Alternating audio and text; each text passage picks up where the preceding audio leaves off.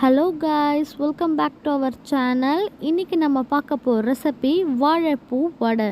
ஆமாங்க, பார்க்கும்போதே உங்களுக்கு சாப்பிட்ணும் போல் தோணுதில்ல? அப்போ சீக்கிரம் வாங்க, எப்படி பண்ணலான்னு பார்க்கலாம் அண்ட் ருசியாக சாப்பிட்லாம். ஃபர்ஸ்ட் நான் இன்றைக்கி ஒரு சின்ன சைஸ் வாழைப்பூ எடுத்திருக்கேன். இதை எப்படி பிரிக்கணும்னு உங்களுக்கே தெரியும் இல்லையா? காம்பை எடுத்துடணும். அதுக்கப்புறமா அந்த இலை மாதிரி இருக்கும் இல்லையா கீழே, அதையும் எடுத்துடணும். நான் அப்போது வீடியோ பிடிக்கல, அதனால தான் இப்போவே உங்ககிட்ட சொல்லிடுறேன். நான் அந்த மாதிரி எல்லாத்தையும் பிரிச்சுட்டு தான் நான் இப்போது கட் பண்ணிகிட்ருக்கேன். இந்த மாதிரி சின்ன சின்ன பீசஸாக கட் பண்ணிக்கோங்க. காம்பு போடலாம், அப்படி இல்லை உங்களுக்கு கசக்கும் அப்படின்னு தெரிஞ்சிச்சுன்னா அதை காம்பை அவாய்ட் பண்ணிக்கலாம். இப்போது நம்ம கட் பண்ணி எடுத்துச்சாச்சு.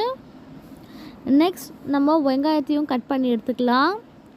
இப்போது வாழைப்பூ எவ்வளோ எடுத்தீங்களோ அதே மாதிரி சம பங்கு அளவுக்கும் வெங்காயத்தை எடுக்கலாம், அப்படி இல்லைனா கம்மியாகவும் எடுத்துக்கோங்க.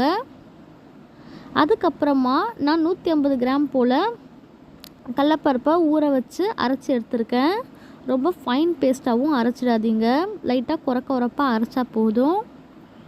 அதுக்கப்புறமா கருவேப்பிலையை நல்லா கட் பண்ணி போட்டுக்கோங்க. நான் அதுக்கப்புறம் சோம்பை ஆட் பண்ணியிருக்கேன். அப்புறமா இஞ்சி பூண்டு பேஸ்ட்டையும் கொஞ்சம் லைட்டாக ஆட் பண்ணிக்கோங்க.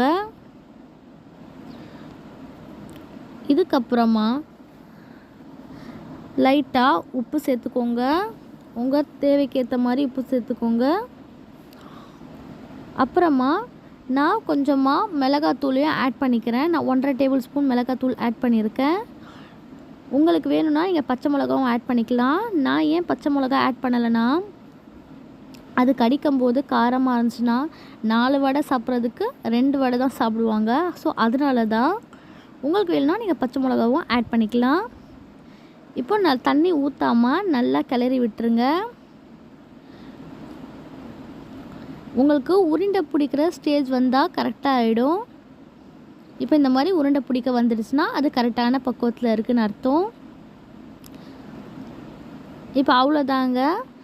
நம்ம இப்போது வானலில் எண்ணெய் ஊற்றி வடையை பொரிக்க ஆரம்பிச்சிடலாம்.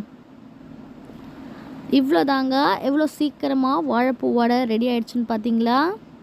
நீங்களும் இதே மாதிரி வாழைப்பூ வடையை வீட்டில் ட்ரை பண்ணி பார்த்துட்டு எப்படி இருந்துச்சுன்னு கமெண்ட் பண்ணுங்கள். நம்ம ஜாஸ் கிச்சன் சேனலை மறக்காமல் சப்ஸ்கிரைப் பண்ணிட்டு போங்க. தேங்க்யூ ஃபார் வாட்சிங்.